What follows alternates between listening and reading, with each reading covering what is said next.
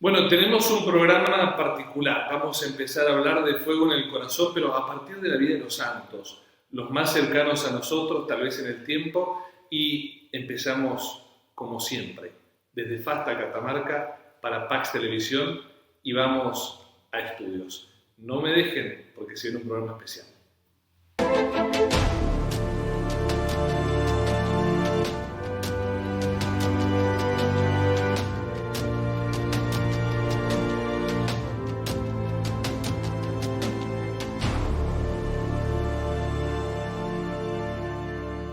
Fuego en el corazón es la experiencia del Espíritu Santo entre nosotros. Un programa que busca que tú y yo nos involucremos sobre este hermoso itinerario que es caminar hacia la santidad. Porque lo hemos dicho más de una vez, el Espíritu Santo viene a llenarnos de la gracia de Dios, del fuego del amor del Señor, para ponernos en la hermosa disposición de seguir las huellas de Cristo. Por eso, antes de empezar este programa especial, ya les contaré sobre quién vamos a hablar.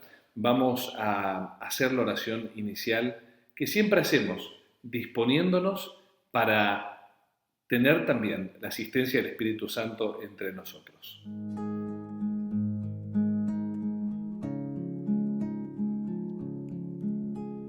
Ven, Señor, ven con tu espíritu.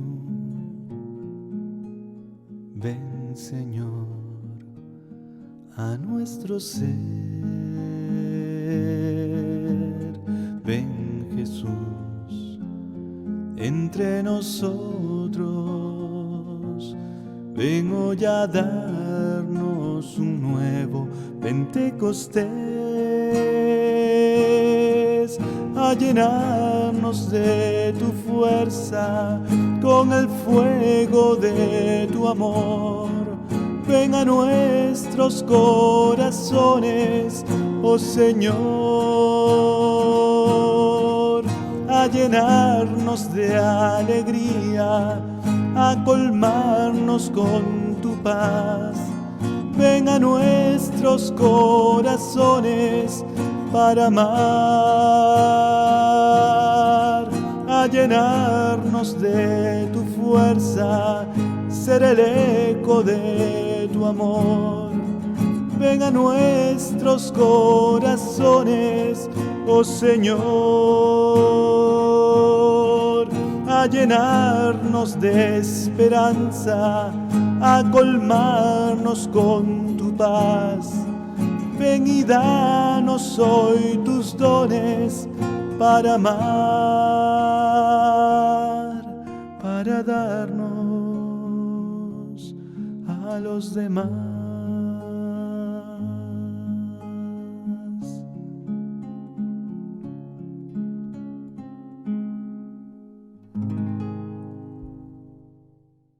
Hemos hecho la oración, nos hemos dado el tiempo para ponernos en la presencia de Dios y no podemos dejar de empezar a transitar una experiencia maravillosa.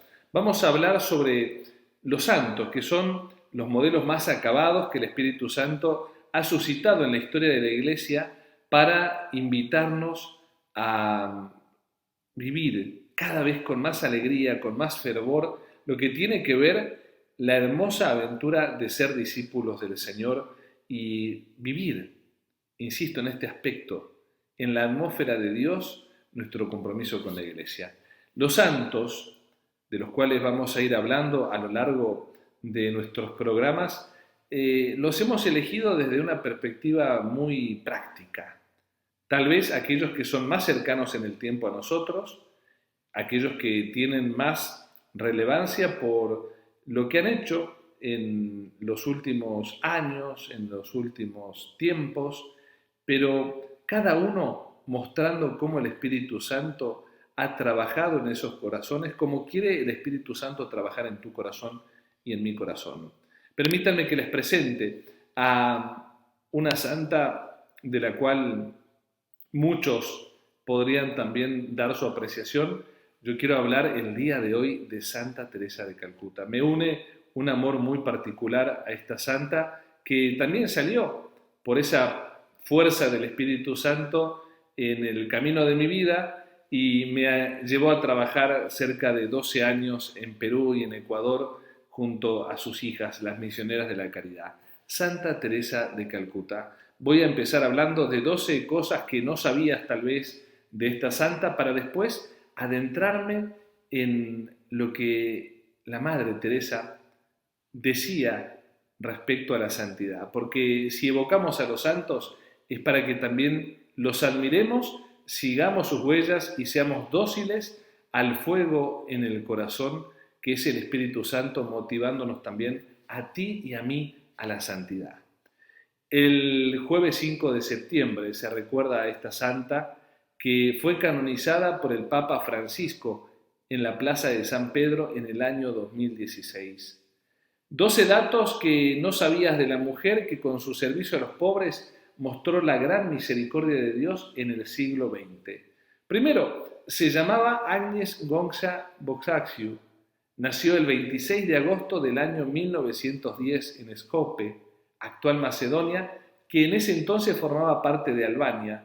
Fue bautizada con el nombre de Agnes, que significa Inés, y Goxa, significa capullo de rosa o pequeña flor.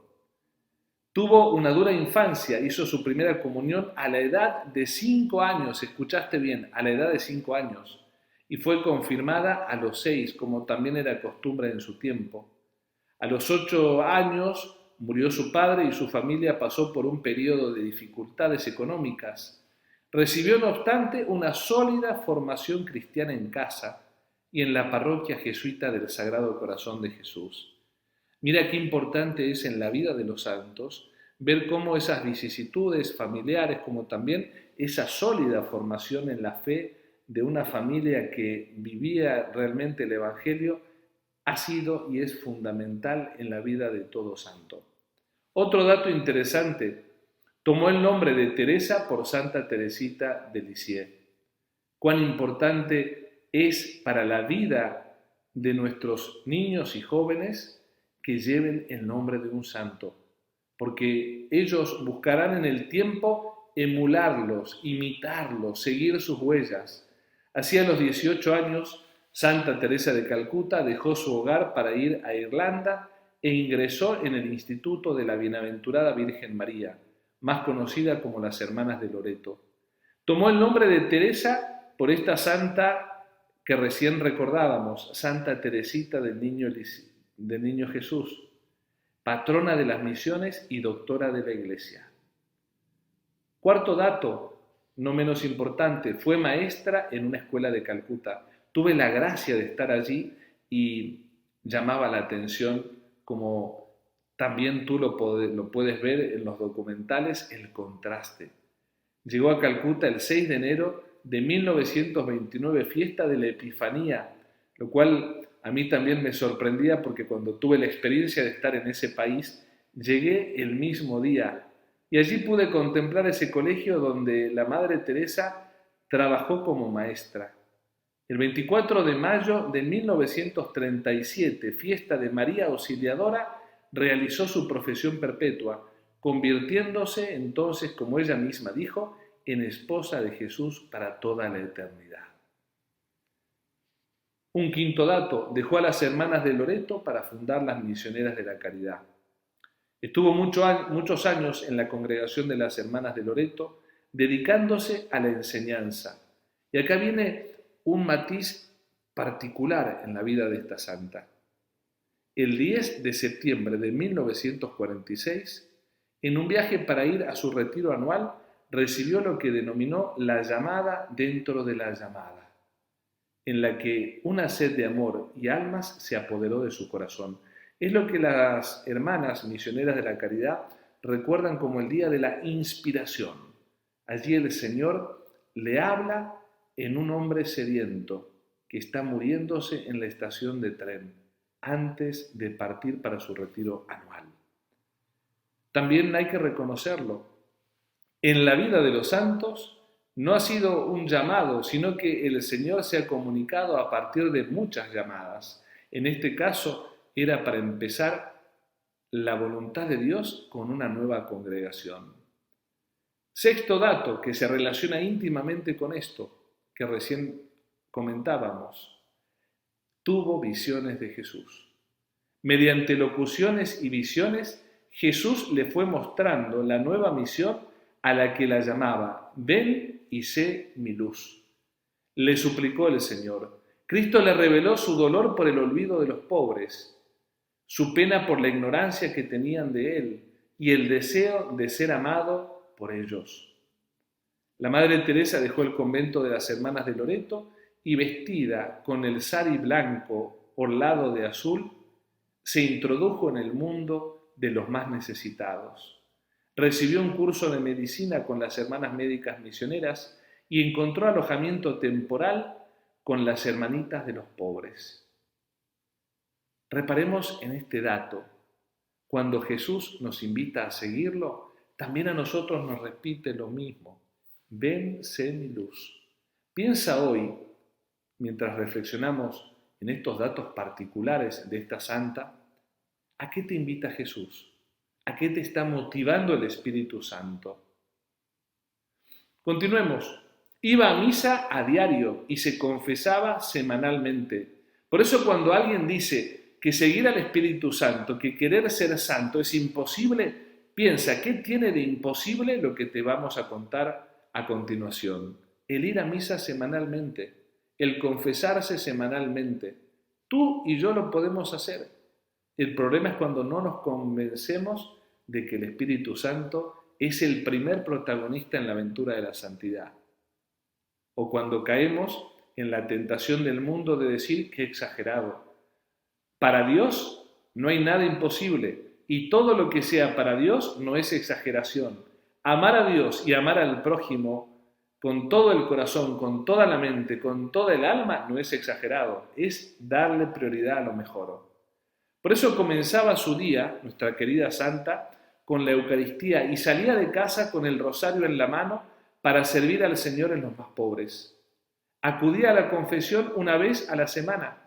Y acá hay un dato que a mí me hace mucho ruido en el corazón, porque un 7 de octubre de 1950, fiesta de Nuestra Señora del Rosario, se estableció oficialmente la nueva congregación de las Misioneras de la Caridad. Y digo, me hace ruido porque también mi querida Fasta fue fundada bajo el amparo de la Virgen Santísima del Rosario, nada más que 12 años después. Es decir, si nos damos cuenta, el Espíritu Santo es el que nos sorprende. Sorprende en la vida de los santos por las diosidencias. Sorprende motivándonos a darle sentido a nuestra vida. Como Madre Teresa lo hacía y lo hacen también sus hijas e hijos espirituales hasta el día de hoy. Primero empezando el día con la celebración de la Santa Misa. Buscando en la semana el momento de la confesión. Haciendo del rosario la oración predilecta para ir de un lugar a otro llevando adelante la misión. Padre, pero soy laico, date tiempo, lo puedes hacer, tal vez.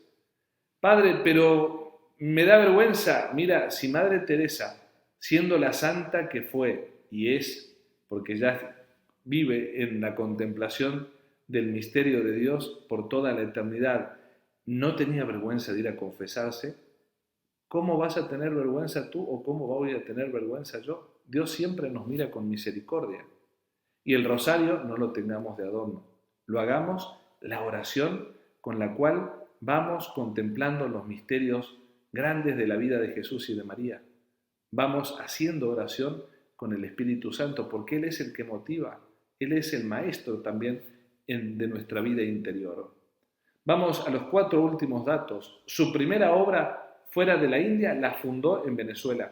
En la década de 1960, la Madre Teresa empezó a enviar a sus hermanas a diversas partes de la India. La primera obra que abrió fuera del país se estableció en Venezuela. Luego se expandieron a otros continentes y llegaron incluso a países comunistas como la antigua Unión Soviética y Cuba.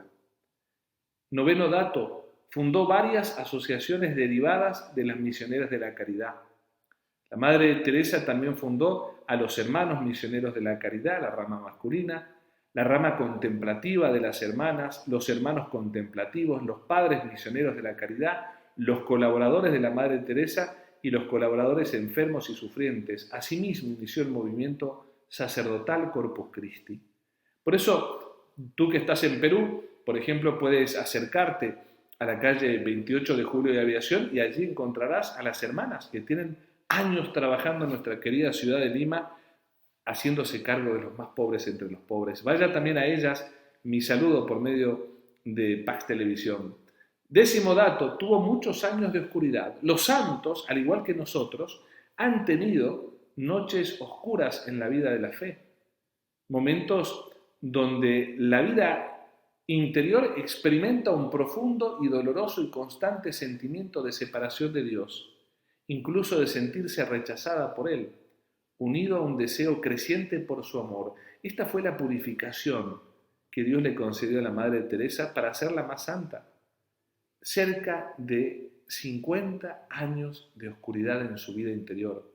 Pero eso que ella llamó oscuridad a esta experiencia interior que comenzó más o menos al inicio de su servicio a los pobres y que continuó hasta el final de su vida, siempre tuvo la luz de la oración frecuente, del rezo de la liturgia de las horas, de la adoración eucarística, de la comunión diaria y de la confesión semanal.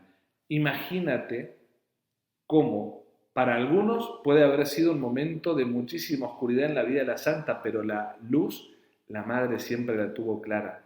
Era Jesús en su vida, el centro de todo. Tuvo también el privilegio de una vía rápida a la santidad. Ustedes saben que generalmente se deja pasar un tiempo, que son 5 años como mínimo, para iniciar el proceso de canonización. San Juan Pablo II, gran amigo de Madre Teresa de Calcuta, tuvo la solicitud de abrir antes de tiempo la causa de beatificación, antes de los 5 años posteriores a la muerte de Madre Teresa, de tal manera que fue beatificada el 19 de octubre del año 2003, día en que se celebró la Jornada Mundial de las Misiones. Y finalmente tenía una novena de emergencia.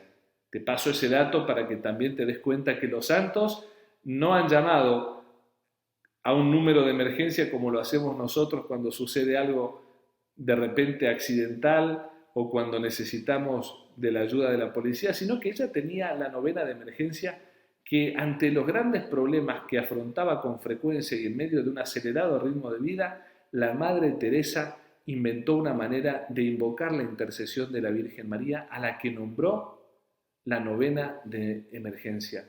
¿De qué se trataba esta novena de emergencia? Particularmente de rezar en apuros a nuestra Madre Santísima. Y por eso cuando tenía alguna situación difícil, lo que hacía era rezar la oración del memorare a la Virgen, el acordaos, esta oración bellísima atribuida a San Bernardo de Claraval y que a continuación voy a poner en pantalla para que no te olvides de esta enseñanza de Madre Teresa. La llamo así a esta santa desde el afecto que tengo, porque es parte de ese legado maravilloso que el Espíritu Santo ha querido regalarnos a todos.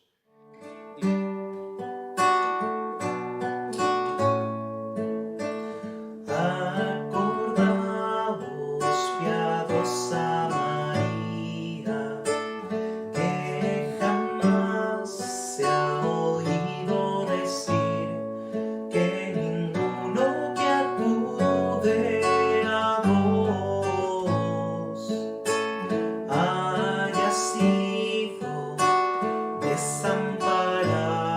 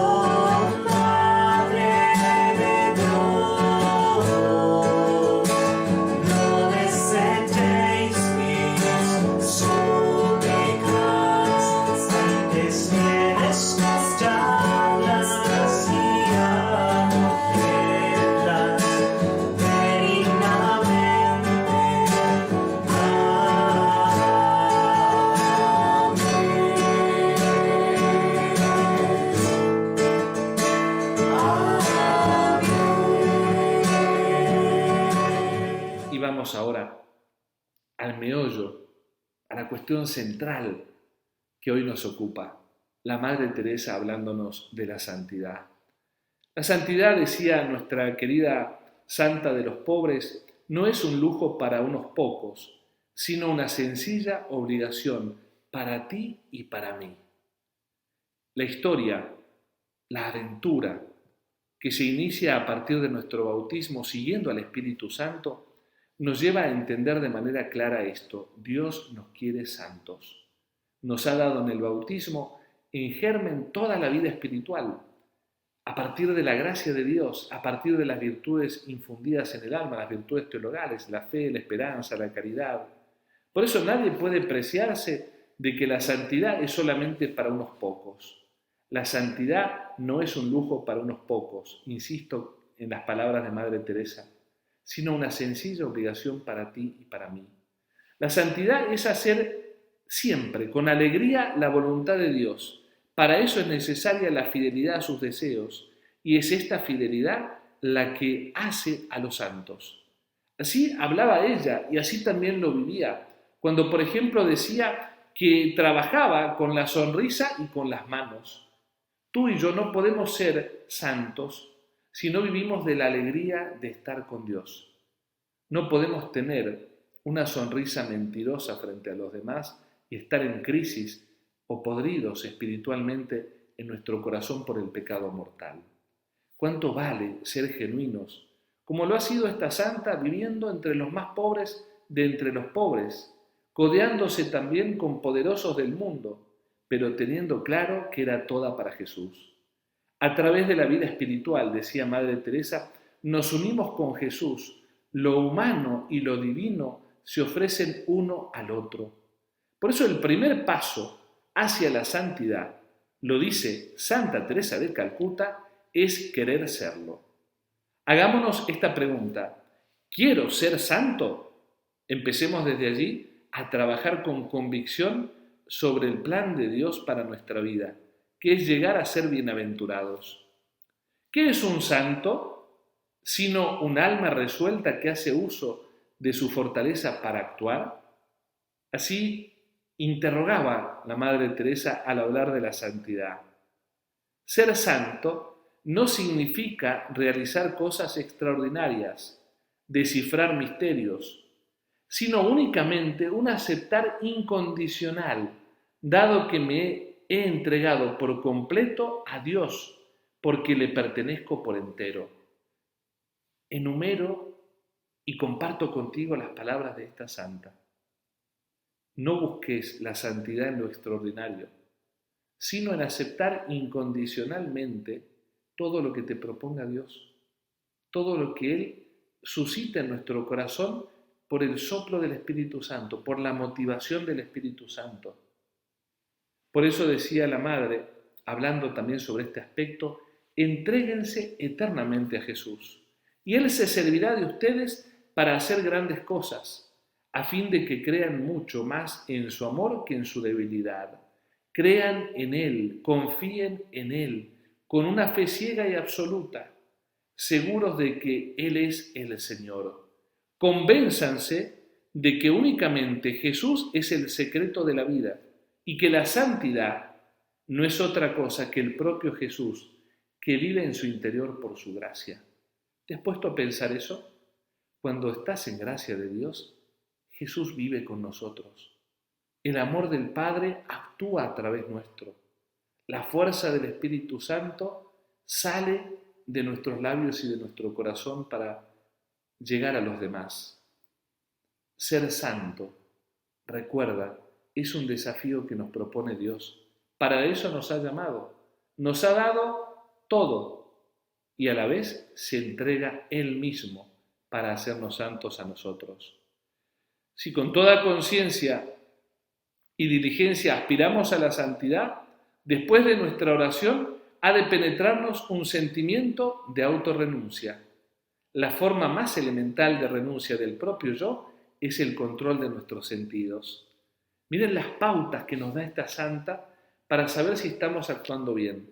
Después de la oración verdadera está el deseo de negarnos a nosotros mismos. mismo, de renunciar a lo que no nos ayuda, de hacernos también una suerte de violencia espiritual para que controlemos nuestros sentidos, para que los mortifiquemos y actuemos cada vez más siendo dóciles a la voluntad divina.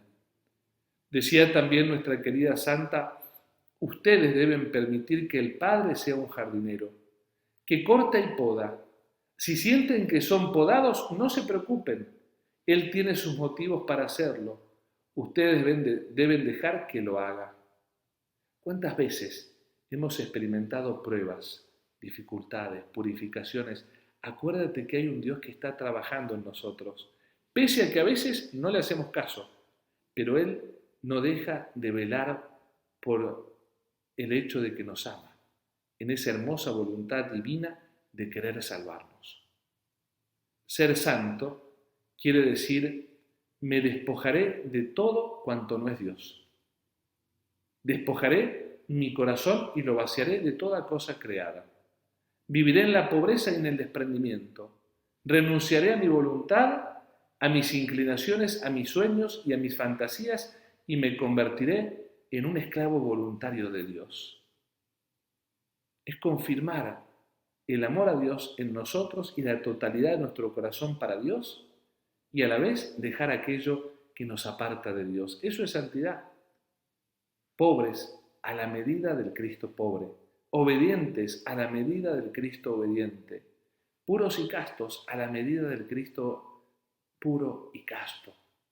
Mira a Jesús, enamórate de Él, como lo hizo Madre Teresa de Calcuta, como lo hizo esta santa y como lo han hecho todas las almas que han encontrado verdaderamente la felicidad al encontrar a Jesucristo. Por eso nuestro ideal no puede ser nada distinto de Jesús. Debemos pensar como Él piensa, amar como Él ama, desear como Él desea. Debemos permitirle que disponga y se sirva totalmente de nosotros. Así nos recomienda Santa Teresa de Calcuta. Y así también lo sabemos. Cuando el corazón se abre y el Espíritu Santo nos llena, ¿sabes lo que sucede? Empezamos a amar como Jesús. Empezamos a pensar como Jesús. No pasamos de largo frente a un pobre, a un necesitado, a un ignorante. Nos involucramos. Involucrarse con la vida del prójimo. Tocar las llagas del necesitado, sea en el alma o en el cuerpo. Eso es ser cristiano. Eso es ser cada vez más un poquito más santo. Jesús quiere que seamos santos como su Padre.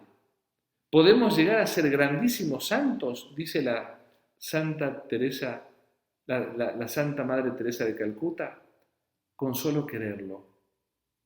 Porque Dios lleva adelante la iniciativa y nosotros respondemos desde nuestra voluntad. Por eso la santidad no es un lujo para unos pocos, sino una sencilla obligación también para ti y para mí. La revolución del amor comienza con una sonrisa. Sonríe 5 veces al día a quien en realidad no quisiera sonreírle, y deberás hacerlo por la paz. Bueno, ha sonado la campana casi como diciéndome: Padre Sebastián, deja de hablar y terminemos el programa. Mirando y escuchando a una santa, a alguien que al igual que tú y al igual que yo, nada más que nos ha ganado en el tiempo, ha podido decirle que sí completamente al Espíritu Santo. Ojalá que esta semana, hasta el próximo programa, tú también te animes a crecer un poquito en santidad. Y recuerda, anímate a decírselo a todo el mundo. La santidad no es un privilegio de pocos o un lujo para algunos, sino es una obligación para todos. Sed santos como el Señor, vuestro Dios, es santo. Que Dios te bendiga y hasta la próxima. Que disfrutes el video de Madre Teresa.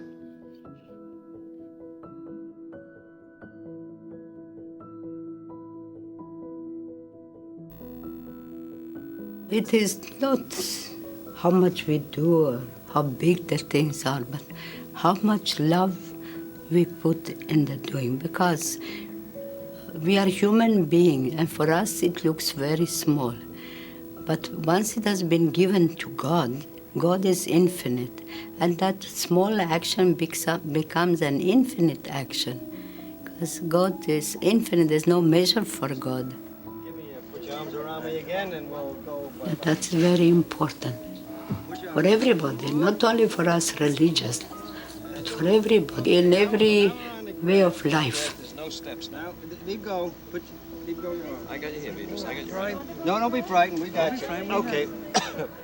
We have to find sanctity in the work that God has entrusted to us by giving us that special gift. To each one of us, He has given a special gift.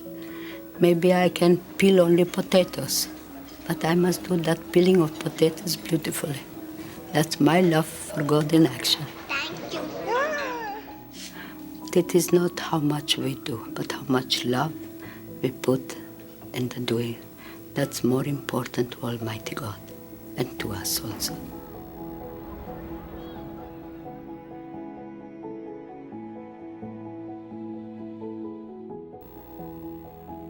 Loving Father. He is a loving Father for us all, and always ready to forgive, to forget. He's always there. We don't have to go far to look for Him. It's right inside the heart, loving us, calling us, protecting us in tenderness and love. We need lots of love to forgive. And we need lots of humility to forget. Because it's not complete forgiveness unless we forget also. As long as we cannot forget, we really have not forgiven fully. And this is how we hurt each other. We bring the one of yesterday also, and we keep on repeating.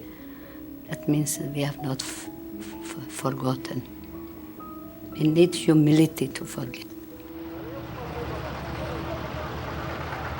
And that's why it's very important to learn humility. And that's one of the beautiful things that Jesus has asked us.